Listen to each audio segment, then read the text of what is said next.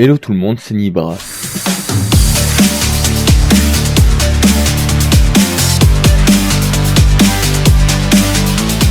Nous nous retrouvons aujourd'hui pour vous permettre d'apprendre le binaire. Qu'est-ce que le binaire? Le binaire nous accompagne dans la vie de tous les jours. Il est présent dans tous vos appareils électroniques. Exemple, téléphone, multiprise, voiture, division, et oui, etc. Vous voulez sûrement l'apprendre pour vos cours, ou bien juste par pure curiosité, ou même soif d'apprendre. Ça tombe bien, le binaire n'est en aucun cas compliqué à apprendre. Bien, maintenant que vous sachez situer son utilisation et son niveau de difficulté, prenez note, je me permets de commencer les explications. Il y a 3 bases en binaire. La base 2 qui correspond à un résultat binaire, c'est-à-dire qui ne dépasse pas le 0 et le 1. Base 10 qui correspond à un résultat décimal, c'est-à-dire comme une écriture de tous les jours. Base 16 qui correspond à un résultat hexadécimal. Pour vous permettre de tout comprendre, je vais vous expliquer chaque base. La base 2, qui est la base binaire, comporte 8 chiffres qui ne sont que 0 et 1. Par exemple, si vous voulez convertir de la base 10 à la base 2, le résultat ressemblera à ceci. Exemple, 145 en base 10, qui est la base décimale, correspondra à 1,001,0001 en base 2, qui est la base binaire. Si vous n'avez pas compris, pas de panique, c'est normal, mais restez calme. La base 10, qui est la base décimale, est certainement la moins compliquée d'après moi, car nous utilisons des nombres de tous les jours pour donner ce résultat. Exemple, 0,011,01,00 en base 2, qui est la base binaire, correspondra à 52 en base 10, qui est la base décimale. Et pour la base 16, qui est la base hexadécimale, cela est un peu plus compliqué. Voici comment compter en hexa. 1, 2, 3, 4, 5, 6, 7, 8, 9, et à partir du 9, on commence à compter à partir de l'alphabet. A, B, C, D, E, F.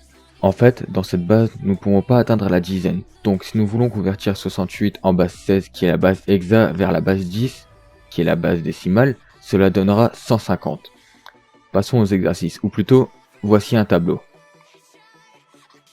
Voilà, donc un tableau est apparu à l'écran. Donc ici, vous avez 128, 64, 32, 16, 8, 4, 2 et 1. Pour donner un résultat binaire avec ces chiffres-ci, il faut faire soit une addition, soit une soustraction. Tout dépend de comment vous la faites. Nous allons commencer par exemple avec le 11. Vous allez vite comprendre.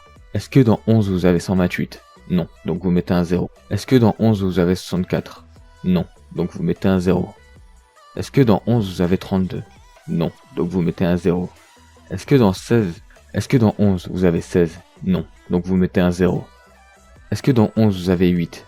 Oui, donc vous mettez un 1. Donc à partir de maintenant, nous allons faire une soustraction. Comme nous avons 8 dans 11, on ne peut pas rajouter 4, sinon ça ferait 12.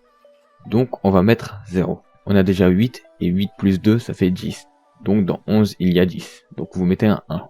Et pour atteindre 11, il manque un 1, donc vous mettez 1 à 1. Maintenant, pour calculer en hexa, ça va pas être bien compliqué. On va diviser les 8 colonnes par 2. Par exemple, les 4 colonnes de gauche donneront un chiffre ou une lettre à gauche. Et pareil pour celle de droite. Donc à gauche, dans les 4 colonnes, nous avons 0, 0, 0, 0. En base 16, ça correspond à 0. De l'autre côté, nous avons 1, 0, 1, 1. 8 plus 2 plus 1, ça fait 11. Donc comme on ne peut pas aller au-dessus de 10, ça fait B. Passons à la deuxième conversion. Pour obtenir 200 en base 2, nous allons le faire comme la précédente.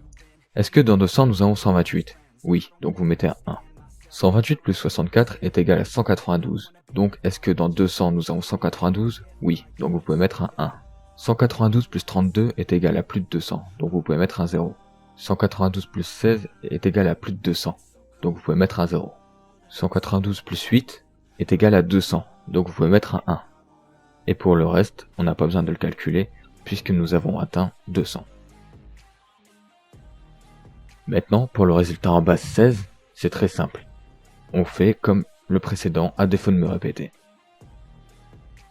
8 plus 4 est égal à 12, donc ça fait C, pour la lettre de gauche, ou pour le chiffre de gauche. Pour la colonne de droite, 1, 0, 0, 0 correspond à 8, donc nous allons pouvoir mettre 8. Maintenant passons à la troisième conversion. Je vais en faire jusqu'à 12 pour vous permettre de bien comprendre. Est-ce que dans 130 nous avons 128? Oui, donc vous pouvez mettre 1. On va passer 64 parce que bien sûr ça ferait beaucoup trop. On va passer 32 parce que bien sûr ça ferait aussi beaucoup trop. On va passer 16 parce que ça ferait également encore beaucoup trop. On va passer 8 parce que ça ferait encore une fois beaucoup trop. On va passer 4 parce que ça ferait encore une fois beaucoup trop. 128 plus 2 est égal à 130, donc nous pouvons mettre 1 à 2, et nous pouvons mettre 0 à 1. Maintenant, pour convertir le résultat en base 16, comme toujours, 1, 0, 0, 0 est égal à 8. 0, 0, 1, 0 est égal à 2. Le résultat 82 en base 16. Pour l'exercice suivant, nous avons le nombre entier 240 en base 10. Nous savons qu'en base 10, encore une fois, à défaut de me répéter, l'entier maximum est de 255 pour un octet. Donc, de 240 à 255, nous avons juste 15. Et nous savons que 8 plus 4 plus 2 plus 1 est égal à 15. Donc dans la colonne de gauche, nous pouvons mettre des 1 partout, et dans la colonne de droite, nous pouvons mettre des 0 partout. Donc, 8 plus 4 plus 2 plus 1 est égal à 15, qui correspond à F en hexa, et 0 pour la colonne de droite. Alors pour le suivant, c'est encore plus simple, nous avons juste à additionner le nombre 5 à l'entier 250. Donc qui correspond à 4 plus 1. Donc nous allons mettre 1 partout dans la colonne de gauche, 0 à 8, 0 à 2, et 1 à 1. Ce qui donne F encore une fois, puis 5, donc F5. Alors pour celui-ci, il est encore beaucoup plus simple.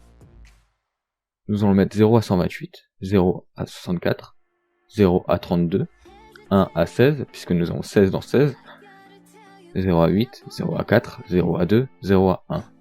Ce qui correspond à 1 pour la colonne de gauche, et 0 pour la colonne de droite. Donc nous enchaînons l'exercice assez simple. Cette fois-ci, nous avons 254. Donc nous mettons 1 partout, sauf à 1. Ce qui donne F et E. Pour 176, nous avons 128 dans 176, donc nous mettons 1. Si nous additionnons 64, ça ferait beaucoup trop, donc nous mettons 0. Pour 32, nous additionnons 32 à 128, ce qui fait 160. Plus 16, ça fait 176, donc nous mettons 0 aux 4 colonnes de droite. Donc 8 plus 2 plus 1, ça fait 11. Donc ce qui correspond à B. Puis la colonne de droite qui correspond à 0. Pour le suivant, est-ce que dans 80 nous avons 128? Non, nous l'avons pas, donc nous mettons 0. Est-ce que dans 80 nous avons 64? Oui. Est-ce que 32 plus 64 pourrait atteindre 80? Oui, il le dépasse largement, donc 0. D'ailleurs, 64 plus 16 est égal à 80. Donc nous mettons 1, 0, 0, 0, 0, qui est égal à 5, et 0, donc 50. J'avais prévu un bon nombre d'exemples, mais j'estime avoir été assez clair pour vous permettre de comprendre comment fonctionne le langage binaire. Je vous mettrai en description une feuille Excel pour vous permettre de vous entraîner. Voilà, j'espère que vous avez pu comprendre. Sinon, merci de me laisser un commentaire et je pourrai éventuellement vous expliquer en vocal. N'arrêtez jamais de travailler tant que vous n'êtes pas mort. Bien à vous. Nibra.